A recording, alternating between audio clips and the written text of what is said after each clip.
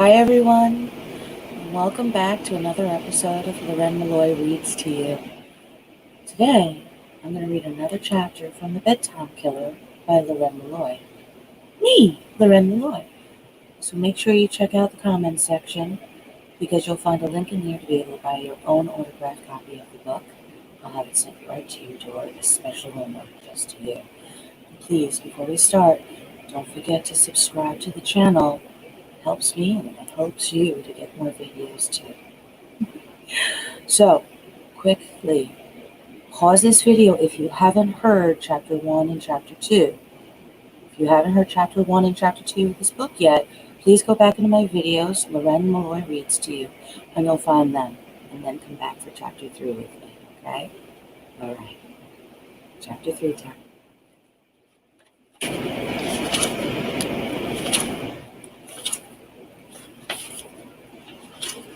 Chapter 3. Let's see. Here we go. Chapter 3.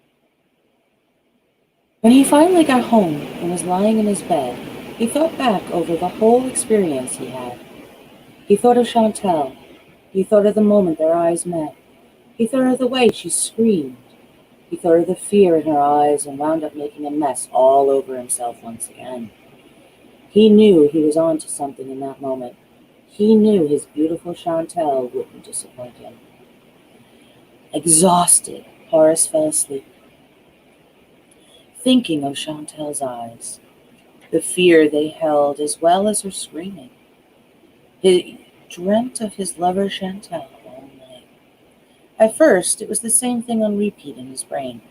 Her eyes dilating out of fear, her nipples hardening, that scream of hers.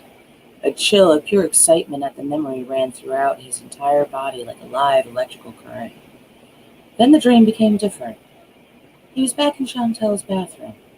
It was shower time, just like in every fantasy he was having, except this time, when Horace pushed Chantal up against the shower wall, little Horace wasn't satisfied.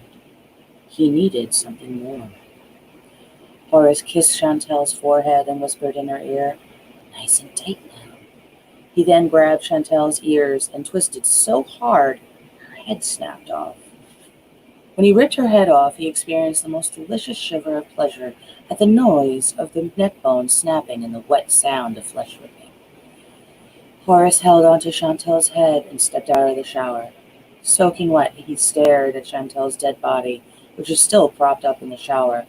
A river of blood was flowing from her neck wound down her body, and the wall turned the shower into a bloodbath, quite literally. All Horace cared about was that her ass was still facing him with her legs wide spread, like she was hoping for another round. He liked that she had posed for him to look at while he was enjoying himself.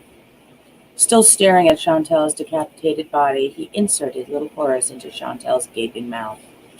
The sensation was exactly what he had been missing from their shower sex. He could feel her mouth work like magic on little Horace. Her eyes were wide and still blinking with fear while they stared at little Horace. Her mouth was cracked wide open and already dripping with his seed, but he didn't care and couldn't stop. It was all so amazing. Horace cried out the same thing as he always does when he orgasmed. "It's bedtime, baby!" Gasping, Horace sat up, blinking many times, trying to catch his breath and get his heart rate to slow down. He shuddered again as his mind flashed the replay of Chantal's head. He had never had dreams or fantasies about anything like that before. All these years, and only now does he finally discover the missing elements to his relationships. He spent his life watching his ladies from a distance. It's not like he didn't have fantasies before. He had always fantasized about his lovers. The dates they had were always about him watching his ladies do the intimate things only a lover allowed to see, but all these years, Horace knew, underneath, there was a part of him that was never truly satisfied. He always knew something was missing, that there had to be something that he needed to discover to finally be at peace with himself. There had always been a pent-up rage and frustration he could never explain.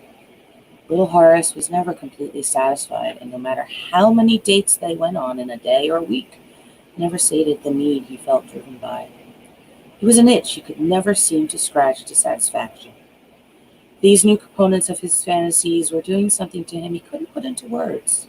A fire that only an old ember that was now being turned into a raging furnace. Like a race car that was on empty, which has suddenly been filled up, Horace was filled with a sudden new urge. A new fantasy had fueled him like never before. He knew it should scare him, but it didn't. It only made him feel more at home and more himself somehow than he ever imagined possible. Horace thought, I bet our head would be amazing, and then fell back to sleep again.